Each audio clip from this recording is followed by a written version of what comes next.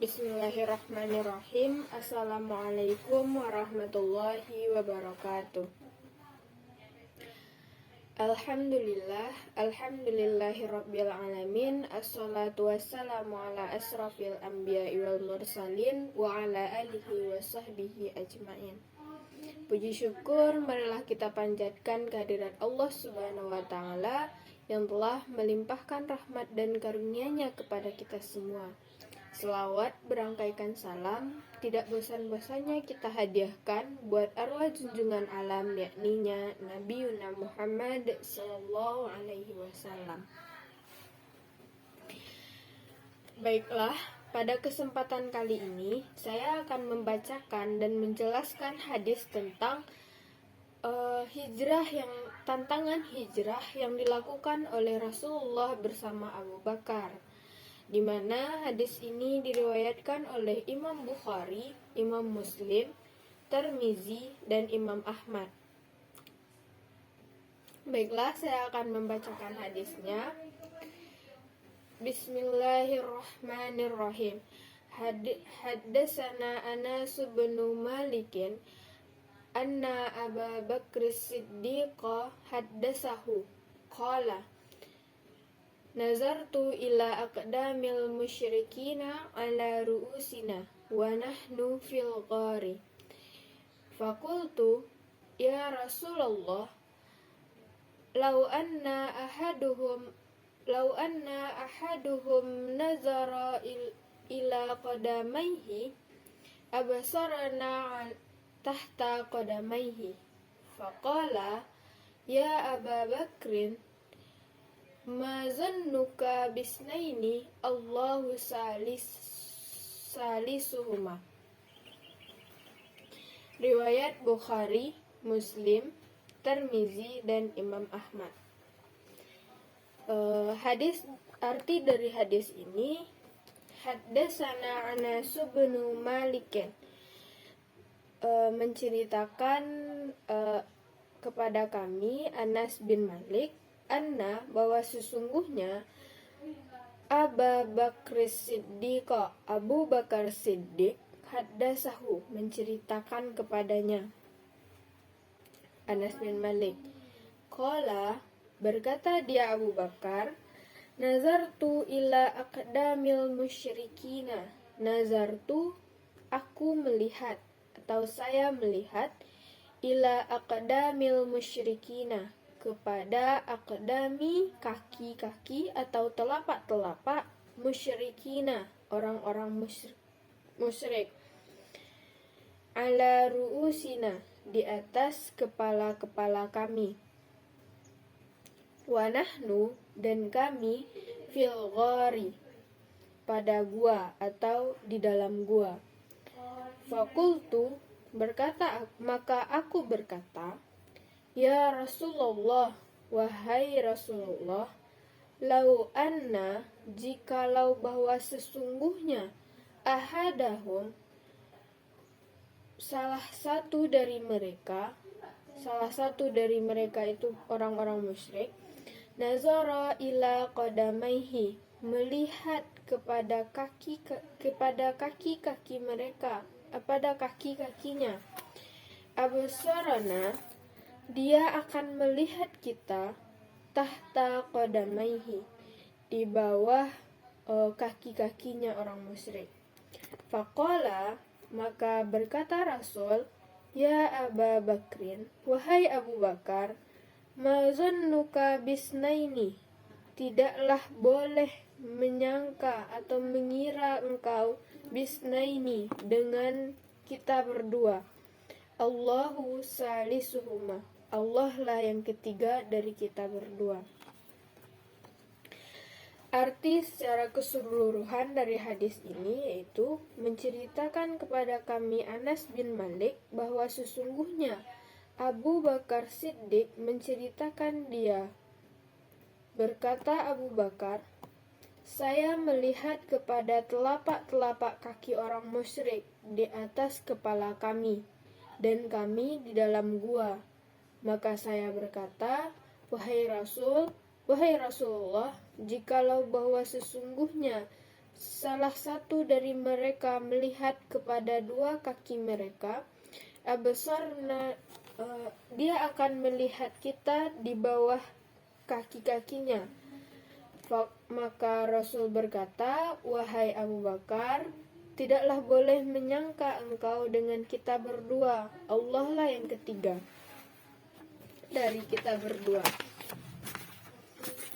Penjelasan dari hadis ini menjelaskan tentang perjalanan hijrah Nabi Shallallahu Alaihi Wasallam bersama Abu Bakar. Tepatnya ketika mereka dikejar oleh orang-orang musyrik dan mereka berlindung atau bersembunyi di dalam gua. Mereka masuk ke dalam gua karena mereka dikejar oleh orang musyrik.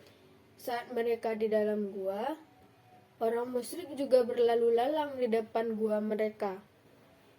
Sehingga muncullah ketakutan di dalam dirinya Abu Bakar.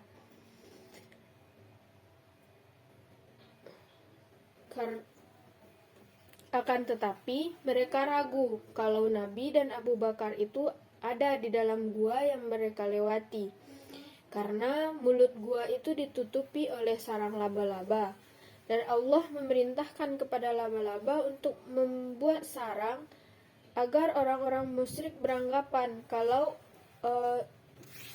tidak mungkin ada orang baru masuk, karena sarang laba-laba itu baru di sana. Orang musyrik yang lalu lalang itulah yang kakinya terlihat oleh Abu Bakar dan Rasul.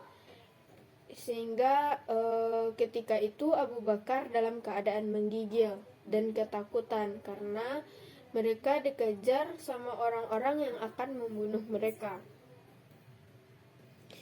Ketika itu pun Abu Bakar berbisik kepada Nabi, "Wahai Rasulullah, jika ada satu saja yang melihat ke bawah kakinya, maka pasti mereka akan melihat kita." Di situ ketakutan dari Abu Bakar. Lalu Rasul menenangkan Abu Bakar dengan berkata kepada Abu Bakar, "Janganlah kamu menyangka bahwa kita ini berdua, sedangkan Allah lah yang ketiga." Intinya Rasul menenangkan Abu Bakar supaya janganlah takut, kita tidak berdua, ada Allah bersama kita. Sehingga orang-orang musyrik itu tidak menemukan atau tidak bertemu dengan Nabi dan Abu Bakar yang bersembunyi di dalam gua tersebut. Nilai pendidikan dari hadis ini yaitu tentang materi akidah. Di dalam hadis ini menjelaskan, jika seorang dalam jalur kebenaran, pasti akan mendapatkan kesusahan. Bahkan tidak tertutup dapat ujian yang lebih berat, sedangkan Rasul saja yang imannya sudah jelas masih mendapatkan ujian yang berat, apalagi kita. Selain itu, Allah pasti selalu menyertai orang-orang yang beriman. Ketika kita dalam kesusahan, janganlah kita putus hubungan dengan Allah. Maka Allah itu akan selalu bersama kita dan akan membantu kita dalam menyelesaikan permasalahan kita. Yang kedua, metode pendidikan. Metode pendidikan dalam hadis ini yaitu partisipatif, di mana Rasul mengajarkan keimanan kepada Abu Bakar. Rasul ikut bersama Abu Bakar tersebut terjun ke lapangan dengan mengatakan kepada Abu Bakar bahwa Allah bersama Rasul dan Abu Bakar, di mana Rasul juga ada di dalam gua tersebut dengan mengajarkan keimanan kepada Abu Bakar. Kesimpulan dari hadis ini yaitu janganlah kita merasa sendiri ketika kita dalam kesusahan, bahwa Allah akan selalu bersama dengan kita. Sesulit apapun permasalahan itu, sesulit apapun cobaan yang diberikan Allah, itu Allah akan selalu menyertai kita. Janganlah kita jauh dari Allah ketika kita mendapatkan cobaan. Allah pasti akan membantu kita. Allah selalu bersama dengan orang-orang yang beriman. Oleh karena itu, bagaimanapun ujian yang diberikan Allah kepada kita, kita harus sabar dan harus melibatkan Allah di setiap ujian yang diberikan. Hadis ini sudah menjelaskan kepada kita bahwa segala sesuatu itu libatkanlah Allah di dalam perjalanan kehidupan kita. Di mana pada hadis ini dijelaskan tentang ketakutan Abu Bakar dalam ketika melaksanakan hijrah bersama Rasulullah, yang mana mereka dikejar-kejar oleh orang-orang musyrik yang ingin membunuh mereka, sehingga mereka berselindung di dalam gua, dan Allah membantu mereka dengan menyuruh laba-laba menutupi pintu gua tersebut supaya orang musyrik tidak akan curiga kalau ada orang di dalam gua tersebut. Karena kalau misalnya ada orang di dalam gua itu, tidak mungkinlah sarang laba-laba itu masih utuh, tetapi nyatanya sarang laba-laba itu masih utuh. Maka mereka mengira bahwa tidak akan ada orang di dalam gua tersebut. Begitulah Allah membantu hambanya ketika dalam kesulitan. Mungkin sekian yang dapat saya jelaskan. Jika ada kesalahan kata, saya mohon maaf. Wabillahi taufik wal hidayah. Assalamualaikum warahmatullahi wabarakatuh.